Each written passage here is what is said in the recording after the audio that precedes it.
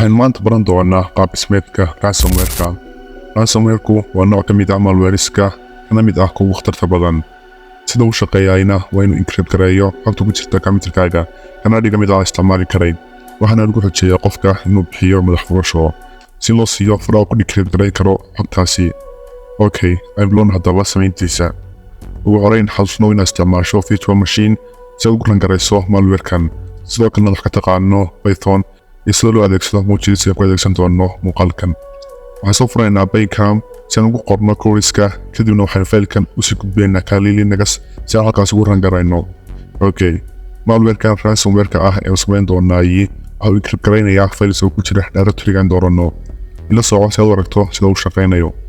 Okay, import soo dheh muujiiskan u baahannahay kuwaasi oo ah OS, Enter, Random iyo String.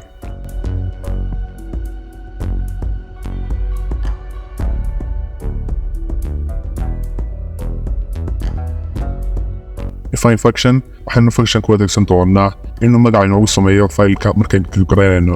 taasi waxay malware ka dhigaysaa mid cabsi leh. magac u bixi functionkan sida random name return kadibna magaca rabto in fileskaas qaataan halkan ku qor.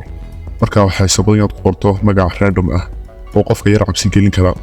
xarafka ugu horeeyana waxaa ka dhiganayaa a inta kalena random ayaa ka dhigaya.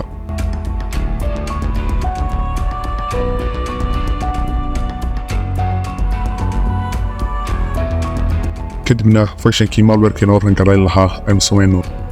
define function test ransomware kadibna waxaan samaynaa inuu computerka ka baadho directory loo magacaabo desktop.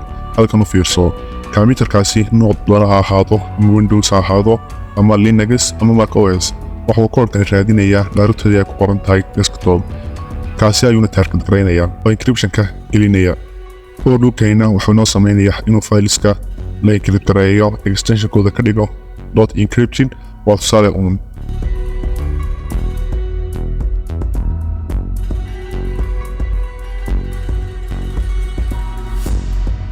halkanna waa in fayl kasta oo for loop soo maro magaca uu ka bedelo.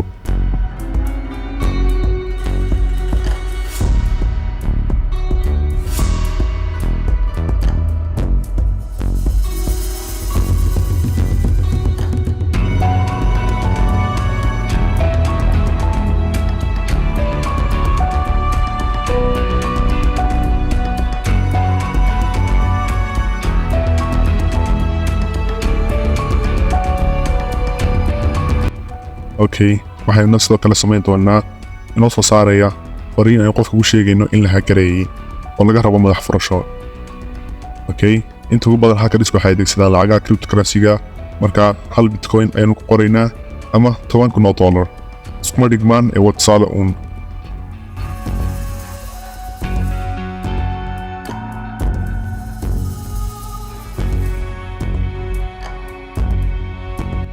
Okay, root mailu oo tikinto inoo rangaraynaya kadibna done.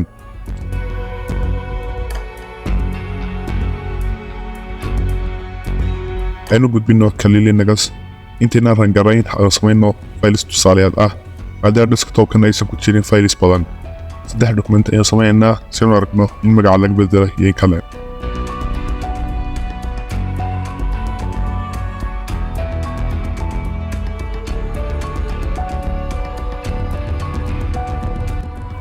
Okay, soo gal terminalka directory-ga desktop-ka u bedel kadibna run.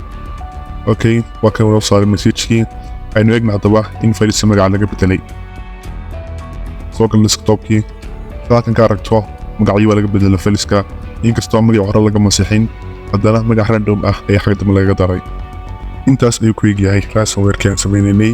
waxaa muhiim ah inaad isku daydo inaad soo darto features cusub sida timer oo kale ama inaad ka dhigto in fileska lagu encrypt gareeyo formats kala duwan. taasi waad keeni kartaa in si fudud meesha looga saaro ransomware-kaasi. waxaad soo dari kartaa waxyaabo kale oo tiro badan. ugu dambeyn halkaas ayaan dhalinyarada kusoo gabagabeynaa taxaanaheenii cybersecurity-ga.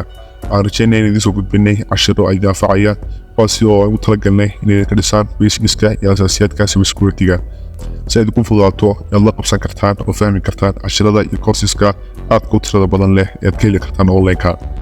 muhiimadda courses-keenana waxay ahaayeen inay ku fahmo saaxadda cybersecurity-ga oo ay idin fududaato inaad la qabsataan terminologies oo kale iyo qaabka loo adeegsado waxyaabaha basiga cybersecurity-guna kama maarmo in qofku isagu wax badan isbaro oo sameeyo celcelin iyo practice badan qaybta description-ka waxaan ku reebaynaa website-ka ugu habboon ee aad ka baran karto waxyaabo badan oo dheeri ah oo ku saabsan cybersecurity-ga iyo sidoo kale kuwa aad ka heli karto practice badan waxaynu isku dayi doonaa inaynu waqti siino qaybaha kaliya teknolojiyadda oo aynu isleenahay dhalinyaradu aad bay ugu baahi qabaan intaan ka kulmayno muuqaaladeena xiga wassalaamu calaykum